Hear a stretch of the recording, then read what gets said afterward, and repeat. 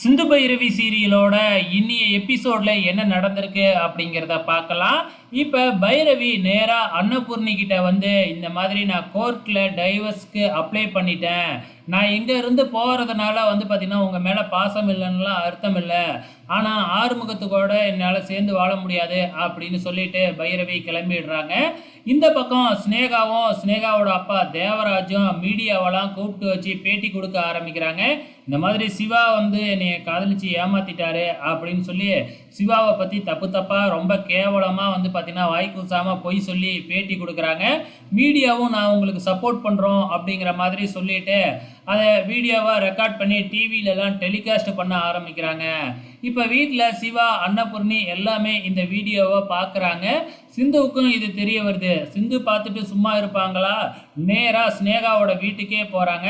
ஸ்னேகாவோட வீட்டுக்கே போய் ஒழுங்க மரியாதையாக வந்து பார்த்தீங்கன்னா, எந்த மீடியாவுக்கு நீங்கள் பேட்டி கொடுத்தீங்களோ அதே மீடியாவில் வந்து ஒழுங்காக மறுப்பே பேட்டி கொடுங்க அப்படின்னு சொல்லி கேட்குறாங்க. ஸ்னேகாவாவது ஒத்துக்கு வர்றதாவது. உடனே நம்ம சிந்துவுக்கு கோவம் வந்து ஸ்னேகா கன்னத்திலேயே பல்லார்னு ஒரு அற விட்டது தான். அதுக்கப்புறம் என்ன, ஸ்னேகா தன்னோட வேலையாட்களை கூப்பிட்டு அவங்களோட சேர்ந்துக்கிட்டு நம்ம சிந்துவை போட்டு பொலன்னு பொழந்துடுறாங்க. கீழே இடிச்சு தள்ளினது மட்டும் இல்லாமல் காலாலலாம் எத்தி உதைக்கிறாங்க. அடித்து வெளியிலேயே துரத்தி விட்டுறாங்க.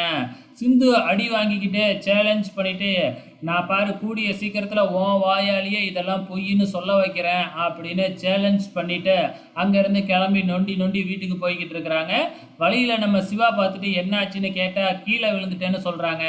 ஆனால் காதுலலாம் அடிபட்டிருக்கிறத பார்த்துட்டு ஒழுங்காக உண்மையை சொல்லு அப்படின்னு கேட்டதுக்கப்புறம் உண்மை எல்லாத்தையுமே சொல்லிடுறாங்க. அதுக்கப்புறம் நம்ம சிவா தான் சிந்துவை கூட்டிக்கிட்டு வந்து ரூமில் வச்சு ட்ரீட்மெண்ட்லாம் பார்த்துக்கிட்டு இருக்கிறாப்புல. நம்ம அன்னபூர்ணி மேலேருந்து சிந்துவும் சிவாவும் பேசிக்கிட்டு இருக்கிறத பார்த்துட்டு தப்பாக புரிஞ்சுக்கிறாங்க. அதுக்கப்புறம் இவங்களை இப்படியே விடக்கூடாது அப்படின்னு ரூமுக்கு வந்தால் நம்ம சிவா சிந்துவுக்கு மருந்து போட்டுக்கிட்டு இருக்கிறாங்க. அப்போ சிவா வந்து நடந்த விஷயத்தெல்லாம் பேசிக்கிட்டு இருக்கும் பொழுது அன்னபூர்ணியும் கேட்டுடுறாங்க. ஓ, இதெல்லாம் நடந்திருக்கா அப்படின்னு சொல்லி அன்னபூர்ணியும் புரிஞ்சுக்கிறாங்க. இதோட இன்னிய எபிசோடு முடிஞ்சிருச்சு. வெயிட் பண்ணி பார்க்கலாம் அடுத்த வாரம் என்ன நடக்க போகுதுன்னு.